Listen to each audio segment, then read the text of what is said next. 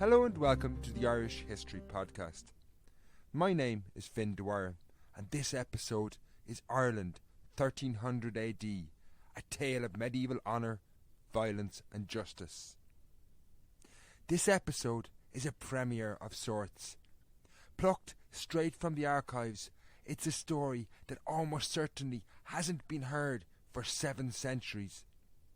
Indeed, the last time people talked about these events, the Mongols and the descendants of Genghis Khan were the world superpower.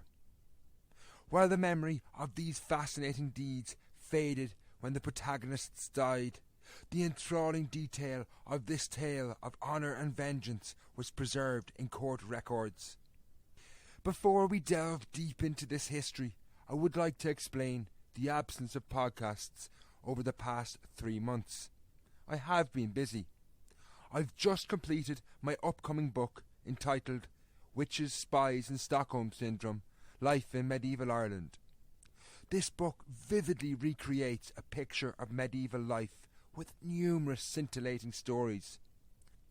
Each chapter focuses on the lives of ordinary people, themed around different subjects, looking at everything from the Black Death to war to the strange story of an Irish monk who travelled to China in the 14th century.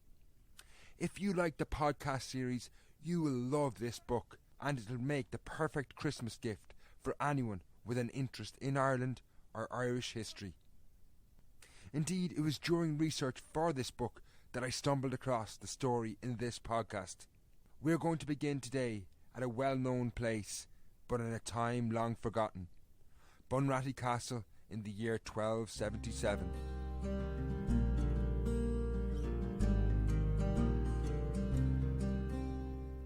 In 1277, the Gaelic Irish leader Brian Rua O'Brien was brought to Bunratty Castle, the stronghold of his one-time allies, the De Clare Lords of Thomond. While he had probably been there on numerous occasions in the past as an ally, this time things were different. The relationship had turned sour, and Brian Rua O'Brien was about to see the nasty side of the De Clares. Not only would he die, but he was going to suffer painfully in the process. He was strapped to 2 horses and killed in the most excruciating manner, literally being pulled apart. Shocking as this was, the late 13th and early 14th centuries in Ireland were an age of extreme violence and brutality. Indeed, if anything, violence was increasingly shaping daily life more and more. In the 20 years after this horrific execution at Bunratty, the practice of paying capitigum, or head money, increased in Ireland. This saw royal officials pay bounties for the heads of Gaelic Irish rebels, leading to a ghoulish practice of decapitating Gaelic leaders. Worse, however, was to follow. In 1305, in the Midlands, over 24 leading members of the O'Connor family were lured to a supposed feast by the Anglo-Norman Lord of Tethmoy, Piers de Birmingham, where they were massacred to a man. This event was particularly shocking, as the victims were no strangers to de Birmingham. Indeed, one of the victims of the massacre, Mazer O'Connor, was his godson. While high lords and nobles used such violence to achieve their ends, they were by no means the only ones to do this. Ordinary people also committed similar acts of barbarism in daily life, which illustrates something disturbing about life in medieval Ireland. Violence was not just the work of the 5% of people who were psychopaths, but a mechanism people used to achieve their goals in life. This is terrifyingly illustrated in a feud between 2 men in the year 1300. It took place far from the corridors of power, near the medieval town of Buttevant in County Cork. The consequences of the following events did not shape the high politics of the island like the actions of someone like Piers de Birmingham could. But for many ordinary people, and in the case of this story, one man in particular, Walter de Capella, the consequences of such violence could be equally life-changing. Generally speaking, when we are talking about the history of most ordinary people from the medieval period, we know very little detail about their lives. But the key character in this story, Walter de Capella, is an exception. Indeed, his background is fascinating and worth a minor detour to look at. Walter, despite his obviously Norman name, was actually a person of Gaelic Irish descent. His lineage was described in one account as being of the O'Flynn family. Unfortunately, the records don't tell us where his de Capella ancestry came in or how he came to have this name. Presumably, at least one of his grandparents were from an Anglo-Norman family. Walter, however, was a living example of the complexity of life in medieval Ireland. While violence between the Normans and the Gaelic Irish was all too common, so too was peaceful coexistence. In many colonial settlements, the Gaelic Irish and the Anglo-Normans lived side by side, intermarrying and influencing each other. Indeed, 130 years after the Anglo-Norman invasion of Ireland, people from both cultures increasingly looked alike. A parliament in 1297 had to ban colonists from shaving their heads in a Gaelic Irish fashion, a style known as the Coulon, a very distinctive haircut which saw the forehead shaved and the hair grown long at the back. Anyway, I digress from the story at hand. While many Gaelic Irish people in the Norman colony lived lives of semi-servitude, Walter de Capella was luckier. He was a free man and worked as a miller. Nonetheless, coming from a Gaelic Irish background, Walter most likely faced discrimination, and indeed this may have influenced some of the events that are about to unfold. Walter was not the owner of the mill where he worked. Instead, he toiled for the other key figure in this podcast, John Theobald. Now, we know very little about John Theobald, save that he was almost certainly of Anglo-Norman descent, and was presumably quite wealthy, given he owned a mill. These two men's paths into the historical record began when a dispute broke out between Walter and a woman referred to only as the mistress of John Theobald. For an unexplained reason, she called Walter de Capella a thief, to which he replied she was as much a common strumpet as he a thief.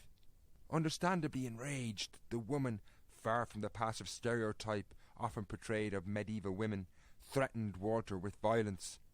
Walter equally doesn't fit the chivalrous stereotype of medieval men. He responded by threatening to burn the woman. While it appears no actual violence broke out on this occasion, Walter quickly realised this wasn't going to end well when John Theobald arrived home to hear his mistress tell a story of how Walter de Capella had called her a strumpet and threatened to burn her. Unsurprisingly, he decided to flee to the house of a friend, Henry de Cogan, where he stayed in the following days and weeks. Although a few weeks did pass with no reaction, Walter de Capella must have known the issue would not simply fade away. From our standpoint in the 21st century, it's almost impossible to grasp just how important the concept of honour and your family's good name meant in the medieval world. John Theobald did not, and in many ways could not, let Walter's transgression pass.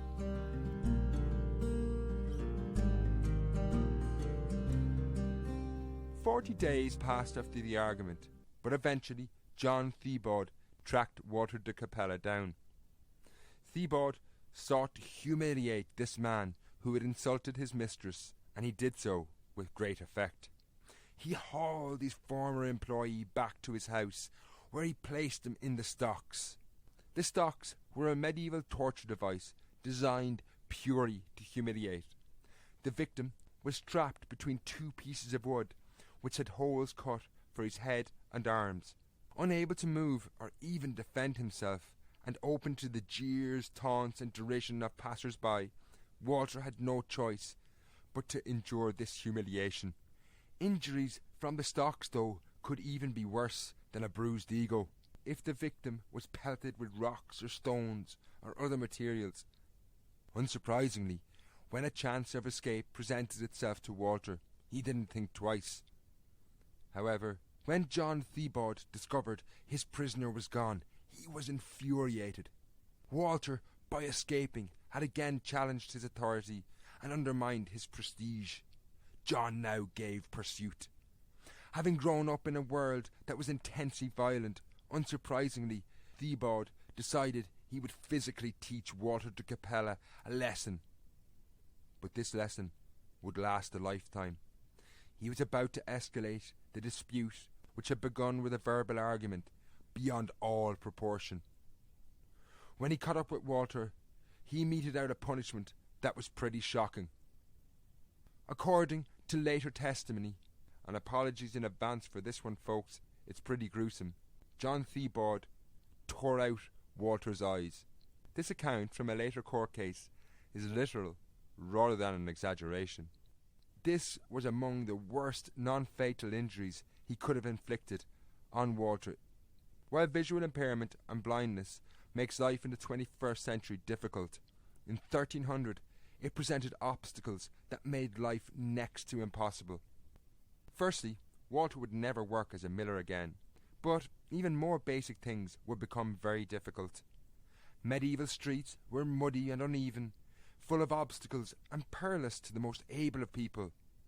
For a blind person, they could be lethal.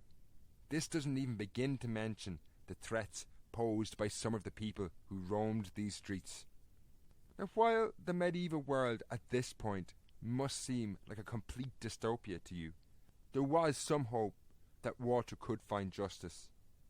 Indeed, by June 1300, he managed to take a case against John Thibaud. No doubt the 30 miles he had to travel to attend the royal court were incredibly difficult. He would have needed someone to bring him there. However, this trip was worth it. His case was heard by the justiciar, the chief royal official in Ireland, a man called John de Wogan, and John Thibaud was imprisoned and fined the substantial fee of 100 shillings. This was the equivalent of several years' wages for a labourer at the time. More importantly, however, Thibaud also had to give an undertaking to provide the blinded Walter, who could no longer work, with what was called reasonable sustenance in food and clothing, to the tune of 20 shillings per year for the rest of his life. While Walter received this help, unquestionably his life was irrevocably changed. After this, he would have been dependent on others for the rest of his life. Before we draw this story to a close, I think it's important to try and contextualise this violence and understand it in some way. Despite the horrendous acts I've just mentioned today, I don't believe medieval people were somehow intrinsically more violent than we are today. Ultimately, I think they were people who acted violently because violence, generally speaking, was an easy way to get what they wanted. Indeed, even a man like John Thibaud, who was punished, still restored his all-important honour and, for want of a better term, his street cred, after Walter de Capella had insulted his mistress. To the rest of society, he had illustrated he was not a man to be trifled with, and this was something very important in a violent society. I'd be very interested in hearing your views on this. Do you think violence in medieval society was purely a mechanism to achieve one's ends? Would you be as violent as some of these people if you had lived back then? Or do you think there's something else at play? Mail me your views at history@irishhistorypodcast.ie. That's history@irishhistorypodcast.ie. Before I finish, I want to give you a quick update about future shows. So now that the book is complete, and don't forget it's coming out in a couple of weeks, I will be able to get the shows out more frequently. Next up is a podcast that I'm almost finished, which is about the top 5 turning points in medieval Irish history. That's going to be out soon, hopefully within the fortnight. Until the next time, slán.